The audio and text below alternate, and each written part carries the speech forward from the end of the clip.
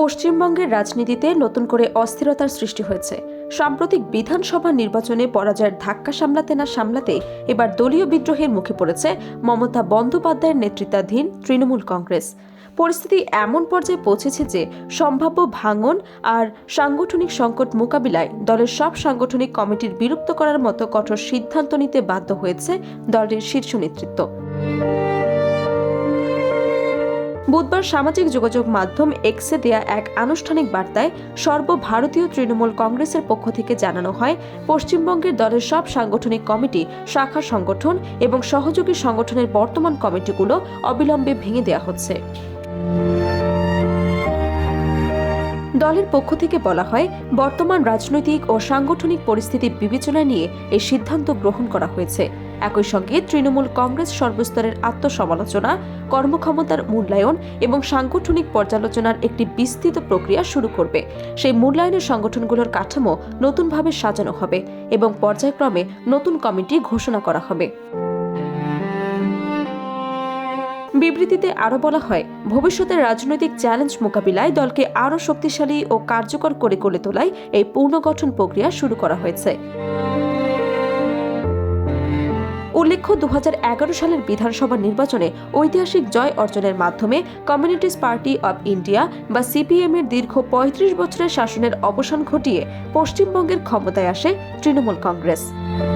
এরপর টানা প্রায় 1.5 দশক রাজ্যের ক্ষমতায় ছিল দলটি। তবে চলতি বছরের এপ্রিলে অনুষ্ঠিত বিধানসভা নির্বাচনে বড় ধরনের ধাক্কা খায় মমতা বন্দ্যোপাধ্যায়ের দল।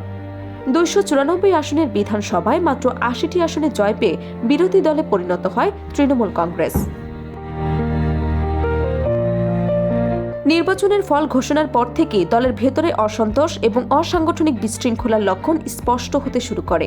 পরিস্থিতি আরও জটিল হয়ে ওঠে বিধানসভায় বিরোধী দলনেতা, উপনেতা এবং মুখ্য সচেতক নিয়োগকে কেন্দ্র করে। তৃণমূল হাইকমান্ড বিরোধী দলনেতা হিসেবে শোভনদেব চট্টোপাধ্যায়, উপনেতা হিসেবে নয়না বন্দ্যোপাধ্যায়, মুখ্য সচেতক হিসেবে ফিরফাদ হাকিম ববির নাম প্রস্তাব করে। কিন্তু এই সিদ্ধান্ত মেনে নিতে রাজি হয়নি দলের একটি বড় অংশ। বুধবার তৃণমূলের 58 জন বিধায়ক প্রকাশ্যে বিদ্রোহ ঘোষণা করেন এবং আলাদা বা নতুন তৃণমূল কংগ্রেস গঠনের উদ্যোগ নেওয়ার কথা জানান। তারা পশ্চিমবঙ্গ বিধানসভার স্পিকারের কাছে একটি চিঠিও জমা দেন। ওই চিঠিতে হাইকমান্ডের প্রস্তাবিত নেতৃত্বকে প্রত্যাখ্যান করে পরিষদীয় দলনেতা হিসেবে শোভনদেব চট্টোপাধ্যায়ের পরিবর্তে বহিষ্কৃত বিধানসভায় ঋতুব্রত বন্দ্যোপাধ্যায়ের নাম প্রস্তাব করা হয়। শুধু তাই নয়, বিদ্রোহী বিধায়কের জমা দেওয়া চিঠিতে আরও কয়েকটি গুরুত্বপূর্ণ পদে নতুন নাম সুপারিশ করা হয়েছে।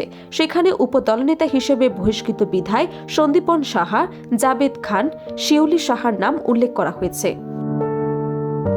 পাশাপাশি মুখ্য সচেতক হিসেবে প্রস্তাব করা হয়েছে আখতারুজ্জামানের নাম। জানা গেছে, পশ্চিমবঙ্গ বিধানসভার স্পিকার রথীন্দ্র বসু বিদ্রোহী বিধায়কের দেয়া ওই চিঠি গ্রহণ করেছেন। রাজনৈতিকভাবে আরও তাৎপর্যপূর্ণ বিষয় হল, বিদ্রোহী গোষ্ঠী তাদের চিঠিতে মমতা বন্দ্যোপাধ্যায়কে এখনও দলের সভানেত্রী হিসেবে উল্লেখ করেছে। ফলে এটি সরাসরি নেতৃত্ব পরিবর্তনের আন্দোলন নয়, বরং সাংগঠনিক ও পরিষদীয় নেতৃত্ব নিয়ে গভীর মতবিরোধের বহিঃপ্রকাশ বলে মনে করছেন রাজনৈতিক বিশ্লেষকরা। বিশ্লেষকদের মতে, নির্বাচনী পরাজয়ের পর দলীয় নেতৃত্বের ওপর ক্ষোভ, সাংগঠনিক দুর্বলতা এবং ক্ষমতা বন্টন নিয়ে অসন্তোষ মিলিয়ে বর্তমান সংকটের সৃষ্টি হয়েছে। 58 জন বিধায়কের প্রকাশ্যে বিদ্রোহ তৃণমূল কংগ্রেসের জন্য বড় ধরনের রাজনৈতিক সতর্ক সংকেত হিসেবে দেখা হচ্ছে। এমন পরিস্থিতিতে দলের সব কমিটি ভেঙে দেওয়ার সিদ্ধান্তকে অনেকেই ক্ষয়ক্ষতি নিয়ন্ত্রণের কৌশল হিসেবে দেখছেন। রাজনৈতিক পর্যবেক্ষকদের ধারণা, দ্রুত সাংগঠনিক পুনর্গঠন এবং বিদ্রোহী নেতাদের সঙ্গে সমঝোতার পথ খুঁজে না পেলে তৃণমূল কংগ্রেসের অভ্যন্তরীণ সংকট আরও গভীর হতে পারে।